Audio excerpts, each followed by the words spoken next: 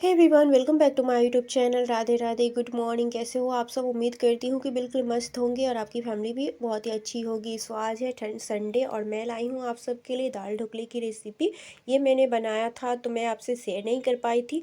आज मैंने वीडियो को एडिट किया है और मैं शेयर कर रही हूँ। एक्चुअली ठंड के मौसम में ना तबीयत जो है वो सही नहीं रहती, सर्दी खांसी कभी पीछा ही नहीं छोड़ता हमारा, क्योंकि हम लेडीज़ों को पानी तो छूना ही पड़ता है। ठंड प्रॉपर बहुत ही पड़ रही है लेकिन हमें तो काम करना ही है।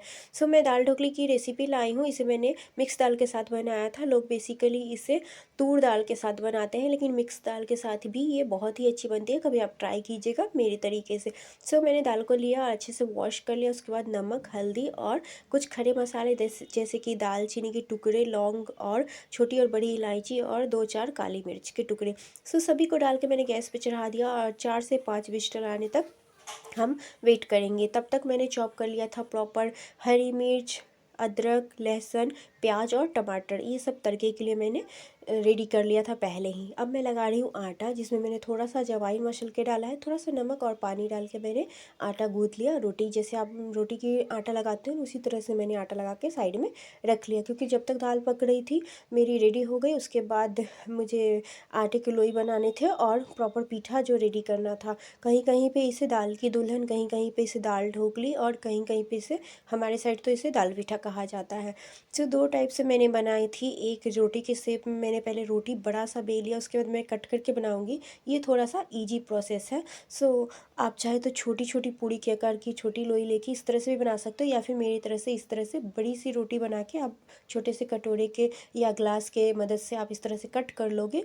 फिर आप इसे अच्छे से ज्वाइंट करके फूल की आकार दे दोगे। बड़ी ही प्यारी, बड़ी ही खूबसूरत सी फूल जैसी आकृति बन जाती है। शेप आप अपने मन के मुताबिक जो भी चाहे दे सकते हो और आप इस तरह से बना सकते हो। बहुत ही टेस्टी लगती है। बेसिकली ठंड में हमारा कुछ ना कुछ बनाने का और कुछ ना कुछ ट्राई करने का मन होता है। मतलब बनाने का तो मन नहीं करता है, लेकिन खाने का मन ज़रूर करता है, क्योंकि ठंड इतनी होती है ना तो मन ही नहीं करता है कुछ बनाया जाए। लेकिन ठंड ही में मन करता है कुछ ना कुछ पकौड़ा, कभी कुछ कभी कुछ, कभी लिट्टी वगैरह बनाया जाए। सो मेरा मन हो रहा था, सो मैंने बना लिया। मुझे बहुत ही अच्छी लगती है। सो ज़्यादा दाल डाल के मुझे पसंद है, मतलब आटा और जो पीठा है वो थोड़ा सा लोई वगैरह कम हो लेकिन दाल प्रॉपर ज़्यादा हो। सो इस तरह से ये देखिए कितनी सुंदर फूल के शेप की आकृति दी है। और दूसरा मैं बनाऊंगी पीठा टाइप का। ये थोड़ा सा इजी, ये भी है, दोनों ही इजी है। आप जिस तरह से आपको पसंद है आप उस तरह से बना सकते हो। सो इस तरह से पहले छोटे छोटे आटे के मैंने लोई कट कर ली, जिसे सूखे आटे में अच्छे से लपेट दिया। उसके बाद इस तरह का शेप पीठा का दे दिया। हाँ, ऐसे आप हाथों के सहारे ऐसे मसलते हुए ऐसे ऐसे प्रेस कर दोगी तो इस तरह का शेप बन जाएगा। शेप आप अपने मन के हिसाब से दे सकते हो।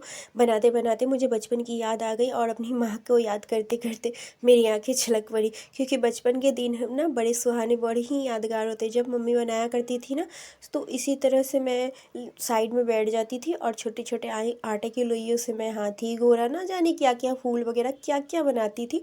और जब मम्मी बनाती रहती थी चुपके से जाके दाल में डाल देती थी। और जब बन के रेडी होती थी ना तो मैं अपना वाला ढूंढती थी। मैं बोलती थी मम्मी मेरा वाला प्लीज़ मुझे निकाल के दो।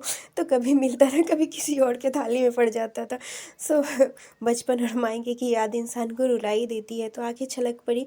सो इस तरह से सारे पीठा को मैंने बना लिया। अच्छे से सूखे आटों में लपेट के उसे एक छलनी के सहारे से छान लिया, ताकि जो एक्स्ट्रा सूखा आटा है ना वो निकल जाए। क्योंकि आटा अगर नहीं लगाते हैं ना तो वो एक दूसरे से चिपक जाती है। सो मेरा दाल ना इधर रेडी हो चुका था। अब मैंने उसमें डाला गर्म पानी करके, क्योंकि दाल मतलब पूरा इसको पकना है तो पानी प्रॉपर हमें चाहिए। तो एक्स्ट्रा पानी गर्म करके ही डालें सो सही रहता है। सो अब जब ये दाल प्रॉपर खौलने लग गया उसके बाद मैंने एक एक करके सारे पीठों को मैंने इसमें डाल दिया। डालने के बाद इसे चलाया तुरंत ही। अगर आप तुरंत नहीं चलाओगे तो एक दूसरे के साथ ये चिपक सकती है।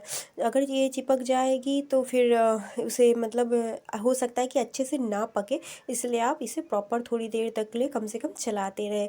जब ये अच्छे से पक जाएगी तब आप इसको छू के टच करके देखिएगा, पता चल जाएगा कि हाँ ये पक चुकी है। जब पक जाएगी फिर इस पे एक मज़ेदार सा तड़का लगेगा, जिससे इसका लुक और टेस्ट वाओ सा हो जाएगा। सो साइड में मैं पहले ही तड़के के लिए सब कुछ रेडी कर चुकी थी। अब मुझे बस इसे पकने की इंतज़ार करना था। ये लगभग ऑलमोस्ट पक चुकी थी। थोड़ा वक्त लगता है कि इसे पकने में, क्योंकि कच्चे रहेंगे तो वो अच्छे नहीं लगेंगे और दांत में चिपकने लगते हैं। सो प्रॉपर पक चुके था। मैं दूसरी साइड पेन चढ़ा के गरम तेल की और उसमें मैंने डाला जीरा, सूखी मिर्च, थोड़ा सा हींग और जो मैंने कट करके रखा था जो प्याज, लहसुन और अदरक का टुकड़ा, हरी मिर्च सब डाल के मैं प्रॉपर भून लूँगी। जब ये थोड़ा सा भुन जाएगा उसके बाद मैं टमाटर डालूँगी। टमाटर डालने के बाद मसाला जो है ना, मैंने इस एक्स्ट्रा कुछ नहीं डाला था। कश्मीरी मिर्च कलर के लिए डाला था और बस थोड़ा सा ऊपर से मैंने इसमें गरम मसाला डाला था। इसके अलावा मैंने इसमें कुछ नहीं डाला था।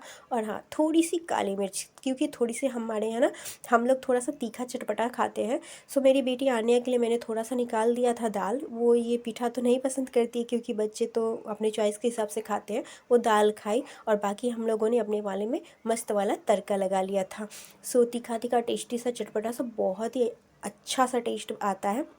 आप कभी ट्राई करना, आपको यकीनन पसंद आएगी। सो प्रॉपर सारे जो भून चुके हैं, मसाला और टमाटर भून चुका है। नमक ऑलरेडी मैं डाली हुई थी, लेकिन हाँ, नमक दोबारा पड़ेगा क्योंकि इसमें पानी गया है। सो नमक आप टेस्ट करके अपने हिसाब से डाल सकते हो। सब तड़का मैं डाल चुकी हूँ और ये प्रॉपर पक चुका है, एकदम रेडी हो गया। इसका लुक देख के आपको मन करेगा कि मैं अभी ही बनाऊं।